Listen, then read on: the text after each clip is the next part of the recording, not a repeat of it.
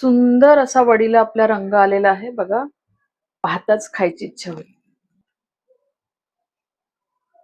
स्वाद आणि प्युरिटी म्हटलं की थोडीशी मेहनत ही नेहमीच जाते आणि तुम्ही बघू शकता सहजपणे आपली वडी निघते आहे. वडीची थिकनेस बघा अगदी परफेक्ट आहे. एक वडी तुम्हाला मी दाखवते की आपली वडी किती सॉफ्ट झाली ती.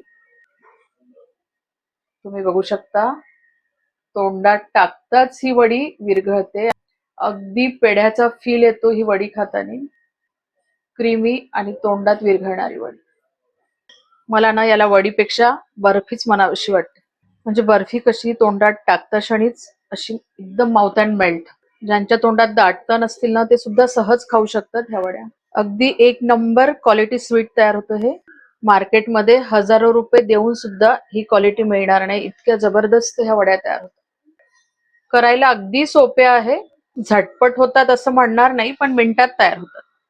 आणि ना याच्या चवीविषयी मी सांगून तुम्हाला कळणार नाही. तुम्ही जेव्हा घरी बनवाल आणि घरातील सगळे खातील ना तर नेहमी या सीझन मध्ये ह्या वड्या तयार करण्यासाठी तुमच्याकडे डिमांड होईल किंवा तुम्ही स्वतःहून कराल. इतक्या अप्रतिम ह्या वड्या तयार होतात. नमस्कार, Sushma's healthy wealthy recipes and salad मध्ये सर्वांचे खूप खूप स्वागत. आणि आज खूप चांगला दिवस आहे कारण आज जगाला शांतीचा संदेश देणारे भगवान बुद्ध यांची जयंती. नंतर महाराष्ट्राची स्वतंत्र ओळख दाखवणारा महाराष्ट्र दिन आणि कामगार दिवस, ज्यांच्यामुळे आपल्याला कितीतरी गोष्टी सोयीस्कर झाल्या आहेत, तर त्यांना त्रिवार वंदन तर व्हायलाच पाहिजे. तर या सर्व गोष्टीचं औचित्य साधून आज असा पदार्थ तयार करायचा असं वाटलं की जो आपला आहे, अगदी आपल्या जवळचा आहे. तर म्हणून आज आपण आंबा नारळ याची वडी तयार करणार आहोत, जो तोंडात टाकताच विरघळतो. खरं तर आज मी वेगळा व्हिडिओ अपलोड करणार होती, पण म्हटलं नाही, आज काहीतरी गोडाचंच व्हायला पाहिजे, म्हणून आज मी स्पेशल हा व्हिडिओ अपलोड केलेला आहे. तर त्यासाठी व्हिडिओ तुम्ही संपूर्ण पहा. तर आपण रेसिपी बघणार आहोत, पण त्याआधी जर तुम्ही माझ्या चॅनलवरती नवीन असाल किंवा अजूनही माझ्या चॅनल सबस्क्राईब केलं नसेल तर प्लीज चॅनलला सबस्क्राईब करा. रेसिपी आवडली तर जास्तीत जास्त लाईक करा, शेअर करा, तसेच बेल आयकॉनला पण क्लिक करा, जेणेकरून माझ्या नवीन व्हिडिओचे नोटिफिकेशन पहिल्यांदा तुम्हाला येतील. आणि चला रेसिपी बघूया. मेजरिंग कपानी 1 कप ओल्या नारळाचे काप आहे.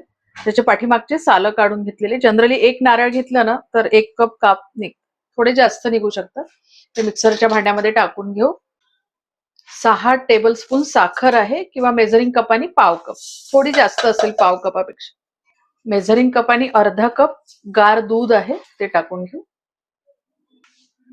आणि हे मिक्सरला फिरवून याची चांगली आपण एक पेस्ट तयार करू. त्याच्यामध्ये ना चिलज दूध घालून घ्या, म्हणजे याची पेस्ट चांगली होते. छान स्मूथ हे तयार झालेलं आहे. त्याच्यामुळे वडीला टेक्स्चर चांगलं येतं.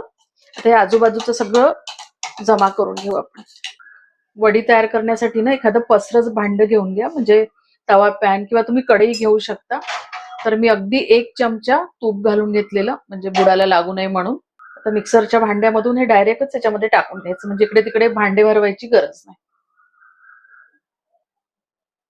भांड्याला आजूबाजूला लागलेलं सगळं काढून घ्यायचं आणि याला आपण आता शिजवून घेऊ. म्हणजे थोडंसं याला घट्टपणा येईपर्यंत शिजवून घ्यायचं. तर मीडियम टू लो फ्लेम वरती शिजवा, हाय फ्लेम करू नका. आंबा बर्फी आहे, त्याच्यामुळे आपल्याला आंबा लागणारच. त्याच्यामुळे चांगला पिकलेला आंबा घ्यायचा. या आंब्याला मी अर्धा तास पाण्यात टाकून ठेवलं होतं, नंतर तो कोरडा केला आणि आता आपण याचा पल्प काढून घेऊ. तर गोड असणारा आंबा घ्या तुम्ही, आणि ज्याचा रस जो आहे तो थोडासा घट्टसर तयार होतो असा आंबा घ्या. तुमच्याकडे जो आंबा असेल अशा पद्धतीचा तो घेऊन घ्यायचा. तर अशा पद्धतीने आपण याचं पल्प काढून घेऊ. याला 2 ते 3 मिनिट परतवून घेतल्यानंतर परत त्याच्यामध्ये अर्धा कप दूध घालून घेऊ आणि पाव कप दुधावरची साय आहे, त्याच दुधावरची साय होती ती मी टाकून घेते. ऑप्शनल आहे, तुमच्याकडे असेल तर घाला. आता आपण हे सगळं व्यवस्थित मिक्स करून घेऊ आणि याला थोडा वेळ शिजू देऊ.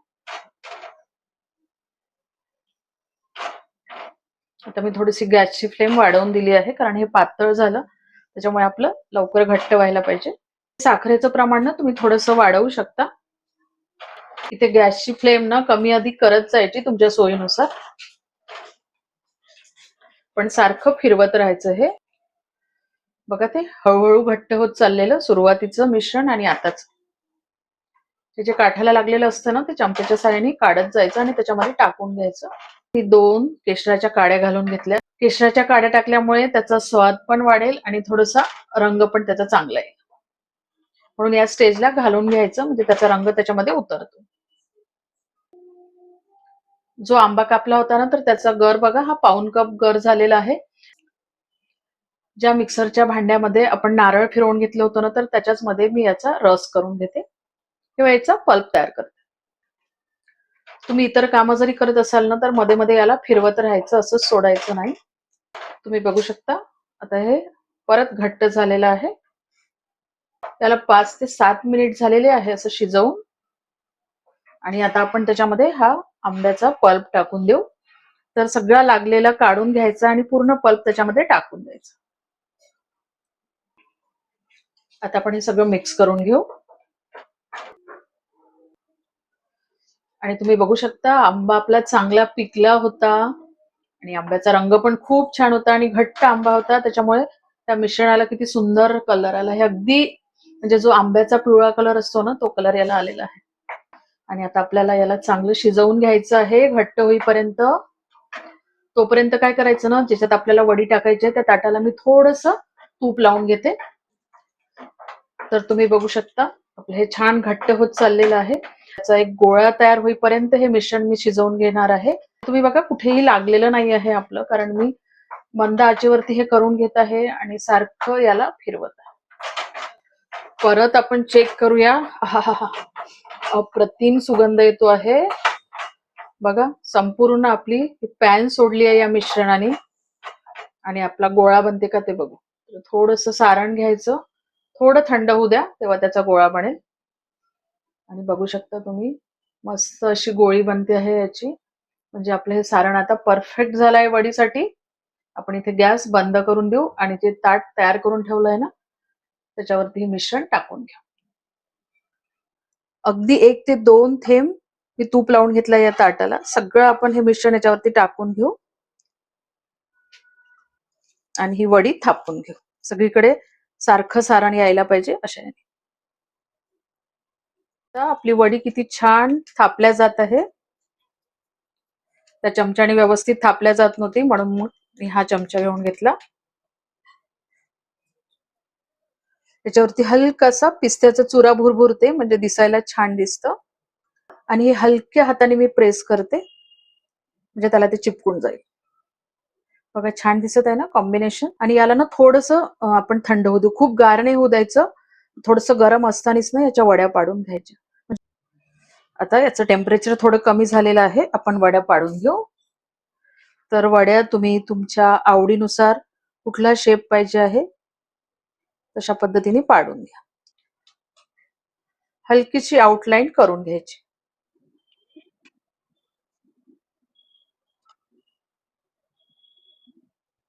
आउटलाईन पाडून झालेली आहे आणि ह्याला आता पूर्णपणे आपण थंड होऊ देऊ. तर वडी आपली अट्रॅक्टिव्ह दिसावी म्हणून त्याच्यावरती एक एक केशराची काडी लावून देऊ. ऑप्शनल आहे पूर्णतः. स्वाद आणि प्युरिटी म्हटलं की थोडीशी मेहनत ही नेहमीच जाते आणि तुम्ही बघू शकता सहजपणे आपली वडी निघते आहे.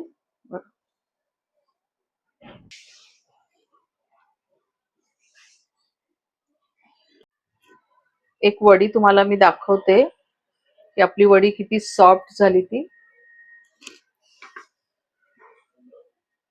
तुम्ही बघू शकता तोंडात टाकताच ही वडी विरघळते आणि अप्रतिम चव या वडीची तयार होते. तर या सीझन मध्ये तुम्ही पण ह्या वड्या नक्की ट्राय करा आणि आवडल्या तर लाईक शेअर करायला विसरू नका. परत भेटूया अशाच एका छानशा रेसिपी सोबत. तोपर्यंत धन्यवाद.